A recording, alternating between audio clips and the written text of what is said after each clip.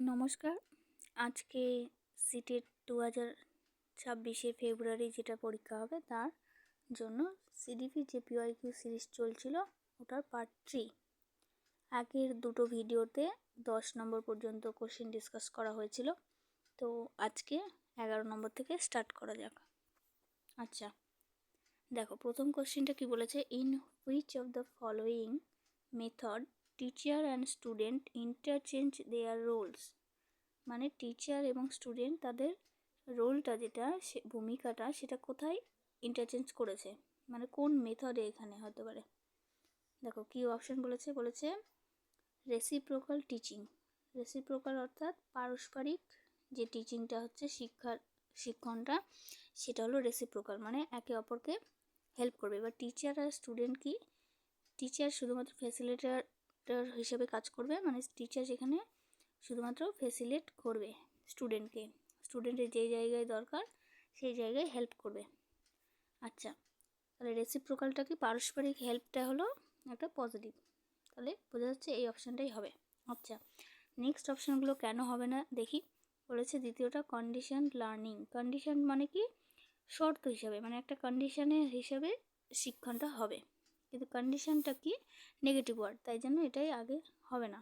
এবার 3 নম্বরটা বলেছে রিসেপটিভ লার্নিং। রিসেপটিভ মানে কি, এখানে স্টুডেন্ট শুধুমাত্র শুনবে আর টিচার লেকচার দিবে। এবার এটা যেহেতু এখনকার দিনে চাইল্ড সেন্ট্রিক মেথড, তাই জন্য রিসেপটিভ মানে স্টুডেন্ট যেখানে অ্যাক্টিভ নয় সেই অপশানটা কখনোই হবে না। আর 4 নম্বরটা বলেছে কি এক্সপোজিটরি টিচিং, মানে বর্ণনাত্মক অধ্যয়ন, মানে যেখানে বর্ণনা দিবে সেই শিক্ষণটাও হবে না। তাহলে এখানে রাইট আনসার হলো কি রেসিপ্রোকাল টিচিং। ওকে, আচ্ছা নেক্সট, তারপরে বলেছে 12 নম্বরটা। আচ্ছা, ফিজা analyzes that she has more problems in learning topic X than in learning topic Z। মানে ফিজা কি একটা মেয়ে, যে কি সমস্যা হচ্ছে ওর, more problems in learning topic X, মানে এক্স টপিকটা সে সহজে বুঝতে পারছে না, কিন্তু জেড টপিক যেটা সেটা তার সমস্যা হচ্ছে না। কেন? Because she is interested in topic Z and paying focused attention to it, মানে জেড টপিকের জন্য তার ইন্টারেস্টটা আছে। এবার যে কোনো টপিকের যদি ইন্টারেস্ট থাকে তাহলে কি সেটা তাড়াতাড়ি শিখবে, কিন্তু এক্স টপিকের ক্ষেত্রে তার কোনো ইন্টারেস্ট নেই, যেন সে শিখতে পারছে না। এবার কোশ্চেনটা কি বলেছে, which of the following construct describes Fiza's ability to analyse her thinking. এবার এই যে কোনো ক্ষেত্রে তুমি ধরো আজকে একটা এক্সাম দিচ্ছে, এবার এক্সামের ক্ষেত্রে তুমি যখন পিওয়াইকিউ এইভাবে সলভ করছো তখন তুমি নিজে বুঝতে পারছো যে এই কনসেপ্টটা আমার ক্লিয়ার আছে, তার জন্য এইটা আমি করতে পারবো, তাই না? এবার এই কনসেপ্টটা ক্লিয়ার নেই, তার জন্য আমরা এটা পারছি না। কেন পারছি না, কি সমস্যা হচ্ছে, যেটা যখন নিজে নিজে মানে একটা তুমি ভাবনা চিন্তা করছো থিঙ্কিং, এবার থিঙ্কিংয়ের উপরও তুমি আরেকটা থিঙ্কিংয়ের বিয়ন্ডে গিয়েও একটা ভাবনা চিন্তা করছো, তাহলে ওটা কার মধ্যে পড়ছে অপশানটা দেখো, এই যে কগনিটিভ কনফ্লিক্ট। কগনিটিভ মানে ব্রেনে যেটা ভাবনা, সংজ্ঞানাত্মক মানে যেটা কনফ্লিক্ট হচ্ছে, এখানে কি কনফ্লিক্ট হচ্ছে, ব্রেনের সাথে সংঘর্ষ হচ্ছে, তুমি কি বুঝতে পারছো না যে কেন সমস্যা হচ্ছে না। এখানে ফিজা বুঝতে পারছে যে টপিক এক্সটা তার কঠিন লাগছে, কারণ সে ওটাতে অ্যাটেনশন দেয় না, টপিক জেডটা তার ইন্টারেস্ট আছে এবং সেটাতে অ্যাটেনশন দেয়, তার জন্য সেটা কিন্তু কোনো কনফ্লিক্ট সৃষ্টি করছে না। এবার তারপর বলেছে কি মেটাকগনিশন। দেখো মেটাকগনিশন মানে কি, যদি কোনো কিছু আমরা ভাবনার উপরে আরও কিছু ভাবতে থাকি, মানে আমাদের ব্রেনটাকে আরও কিছুভাবে যে কেন সমস্যা হচ্ছে, কি ব্যাপার, কেন কি, এই সমস্যাগুলো যখন সমাধান করার জন্য শুধুমাত্র মানে থিঙ্কিংয়ের বিয়ন্ডে থিঙ্কিং করব, তখন সেটা হলো মেটাকগনিশন। তাহলে এই অপশানটা এটা কি রাইট হয়ে যাবে। তারপর মেমোরি কেন হবে না, মেমোরি তো একটা নেগেটিভ ওয়ার্ড, আগেই তো মেমোরি হবে না। আর কগনিশন মানে শুধুমাত্র রিজনিং, এবার শুধুমাত্র ভাবছি যে আমার সমস্যা হচ্ছে, কিন্তু কেন সমস্যা হচ্ছে, কেন আমি ইন্টারেস্ট পাচ্ছি না, এই বিষয়গুলো যখন ভাববো তখন সেটা কী হয়ে যাবে, মেটাকগনিশন হলো। আচ্ছা নেক্সট বলেছে কি দেখো, Howard Gardner's theory of multiple intelligence proposes that. এবার হাওয়ার্ড গার্ডনার যে আছে তারা মাল্টিপল ইন্টেলিজেন্সের উপর থিওরি আছে। হ্যাঁ, ওইখানে অনেক কটা থিওরি দিয়েছে, একটা ইন্টারপার্সোনাল, তারপরে logical, bodily kinaesthetic, spatial, linguistic, এই করে অনেক রকম ইন্টেলিজেন্সের কথা বলেছে এখানে, 8 রকম মোটামুটি। তো এবার এখানে কি বলেছে যে হাওয়ার্ড গার্ডনারের মাল্টিপল ইন্টেলিজেন্সের থিওরির সাথে কোনটা মিল হচ্ছে। কি বলেছে, intelligence can successfully predict academic successes. Intelligence কী করতে পারে, প্রেডিক্ট করতে পারে সাকসেসফুলি যে অ্যাকাডেমিক সাকসেস কী হতে পারে। দেখো তুমি ইন্টেলিজেন্ট, কিন্তু তুমি যদি না পড়াশোনা করো ঠিকঠাক, তাহলে কি তুমি বলতে পারবে যে ও ইন্টেলিজেন্ট, মানে ও অ্যাকাডেমিক সাকসেসই পাবে। ইন্টেলিজেন্ট কিন্তু ও কোনো হার্ডওয়ার্ক করছে না, তাহলে এটা কি হবে না। তো বলেছে কি ইন্টেলিজেন্স চেঞ্জ ওভার টাইম।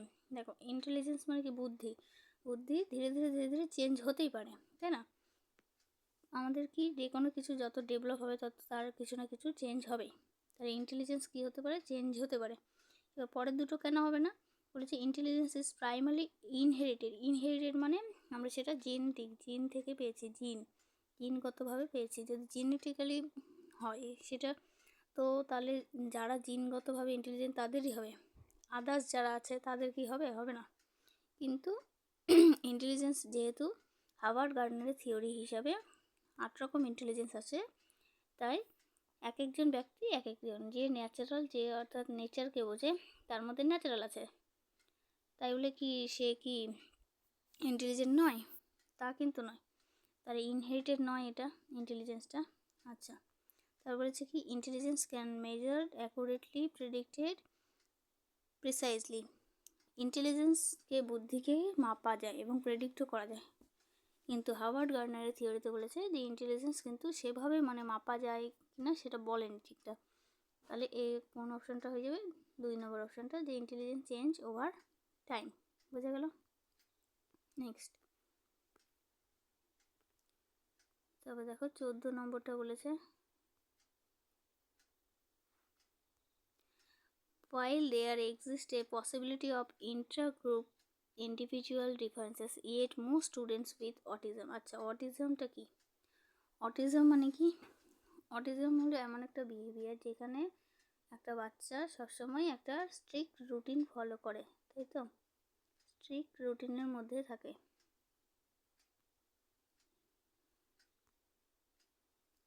অটিজমে কি হচ্ছে, স্ট্রিক্ট রুটিন ফলো করছে, মানে সে একটা কাজই বারবার রিপিট করছে।